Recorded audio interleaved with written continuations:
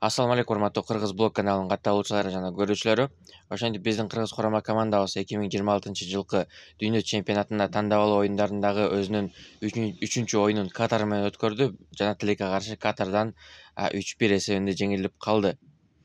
Алдыда бизде буюрса эртең Түндүк Корея менен боло турган оюн бар жана бул оюнда биздин Кыргыз курамабыз эгерде жеңишке жетише турган болсо, анда өзүбүздүн тайпабызда бир орунга өйдөрөөк көтөрүлөбүз дагы, 5-орунга көтөрүлөбүз.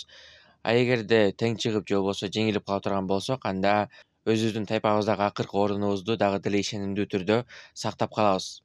Достор, эң жогорку коэффициент жана эң чоң утуш футбол эмоцияларынын башкы демөөрчүсү 1xbet букмекердик компаниясы экенин эскертем.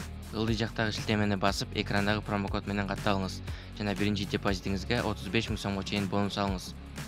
Сүйүктүү командаңызды тандап, 1xbet букмекердик кеңсеси менен негизги спорттун түрүнө көз салыңыз.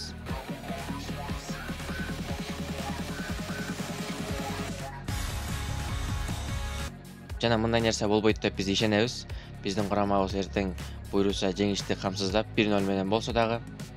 Анткени деген буга чейин биз Түндүк Кореянын 2 оюнун көрдүк, 2 эмес 3 оюнун көрдүк. Тактап айтканда, бул биринчи оюну Өзбекстан курама командасы менен конокто болуп өткөн. Өзбекстандын стадионунда.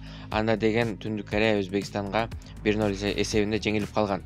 Андан кийинки оюн Түндүк Корея өзүнүн үйүндө Катар курамасын кабыл алган болчу. Анда болсо Катар курамасы менен 2-2 эсебинде тең чыгышкан. Ал эми 3-чү оюну болсо бул Бириккен Араб Эмираттары менен өткөрүштү. Алар менен 1-1 эсебинде тең чыгышты. Жана ушул 3 оюндун жыйынтыгы менен биз Түндүк Корея курама командасы биздин курамага караганда бир топ эле күчтүүрөөк экен деген жыйынтык чыгарсак болот. Анткени Өзбекстан менен биз 3-2 эсебинде жеңилдик. Ошол эле Катар менен 3-1 эсебинде жеңилдик. Ал эми Бириккен Араб Эмираттары менен буга чейинки оюндарды өткөргөнбүз. Ал оюндарда дагы биз жеңилип келгенбиз. Бардыгыбыз эле Кыргыз кураманын көрөрмандары Түндүк Кореяны анча баалабайт. Түндүк Корея бизге караганда алсызыраак деген ойдо турганбыз, бирок ушул 3 оюн бардык нерсени көрсөттү. Тактап айтканда, ушул Түндүк Корея курамасы үчүн 3 оюн жетиштүү болду, өздөрүнүн ким экенин көрсөтүш үчүн. Бир четинен алганда туура эле анткени деген Түндүк Корея бул мурунтан эле ар кандай турнирлерге катышып, ар кандай ийгиликтерге жетишип келген курама. Өзүңөр билгендей, Катар менен болгон оюнда Тамерлан Козубаев автогол киргизип, катачылыктын айынан өзүбүздүн дарбазабызга гол киргизип алды жана алдыңкы боло турган Түндүк Корея менен боло турган оюнга менин оюмча Тамерлан Козубаевди оюнга чыгарбайт. Анткени деген ката кетирген үчүн эмес, бул жерде менин оюмча бул психологиялык жактан Тамерлан Козубаев оюнду алып бара албайт деп ойлоп атам. Анткени деген ошол өзүнүн катачылыгынан кийин Тамерлан Козубаевдин анын дарегине болгон жаман сөздөр аябай көп жазылды дегендей, бул нерсе аябай оор жүк болот. Ошондуктан дагы Тамерлан Козубаевдин оюнга чыкпай калышы толук мүмкүн. Анын ордуна деген Кристиан Браузман чыгышы мүмкүн.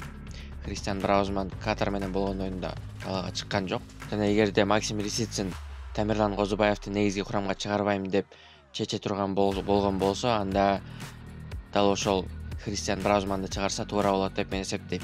Бул оюнду түз эфирден YouTube каналдардан көрсөңөр болот. Кыргыз спортту алып берет же болбосо КТРК спорт алып берет. Бул оюн Бишкекте өткөндөн кийин албетте биздин өзүбүздүн телеканалдарыбыз, спорт каналдарыбыз аны сөзсүз түрдө алып берет. Эгерде кандайдыр бир себептер менен таппай аткан болсоңор алардын бардыгын түз эфирдин ссылкалары менен биз өзүбүздүн телеграм каналыбызда бөлүшөбүз. Ошондуктан ушул видеонун описаниясындагы биздин телеграм каналыбызга кирип катталып койсоңор болот алдын ала. Эми эки курамага келсек, буга чейин Түндүк Корея менен Кыргызстан курама командасы оюн өткөргөн эмес. Бир да жолу бул биринчи өткөрүлүп турган оюн. Трансфермаркет порталында 6 миллион 50 миң еврого бааланат экен. Ал эми биздин курамабыздын баасы бул 6 миллион 600 миң евро. Түндүк Кореянын курамасын байкап көрсөк, бардыгы эле ички чемпионатта ойногон футболчулар экен. Александр Кристинин айткандай, команда утабы же утулабы же кандай жыйынтык көрсөтөт экенин эч кандай статистика же болбосо эч кандай FIFAнын рейтинги же болбосо эч кандай оюнчулардын күчтүүлүгү чечпейт. Айтылган жерде, айтылган күнү, айтылган адамдар чече турган жыйынтык бар. Жана ошол жыйынтыкты биз бир гана оюндун аягында биле алабыз.